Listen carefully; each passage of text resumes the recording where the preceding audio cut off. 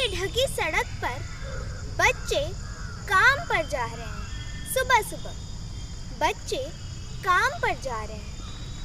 हमारे समय की सबसे भयानक पंक्ति है यह।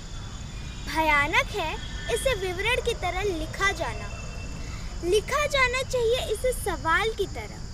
काम पर क्यों जा रहे हैं बच्चे? क्या अंतरिक्ष में गिर गई हैं सारी गेंदें? क्या दीमकों ने खा लिया है सारी रंग बिरंगी किताबों को? क्या काले पहाड़ के नीचे दब गए हैं सारे खिलौने? क्या भूकंप में ढह गई हैं सारी मदरसों की इमारतें? सारे मैदान, सारे बगीचे और घरों के आंगन क्या खत्म हो गए एकाएक? तो फिर बचा ही क्या है इस दुनिया में? कितना भयानक होता अगर ऐसा होता। भयानक है, मगर इससे भी ज़्यादा यह कि सारी चीज़ें हैं सही सलामत। फिर भी दुनिया की हजारों सड़कों से गुजरते हुए बच्चे, बहुत छोटे छोटे बच्चे काम पर जा रहे हैं। बहुत छोटे छोटे बच्चे काम पर जा रहे हैं।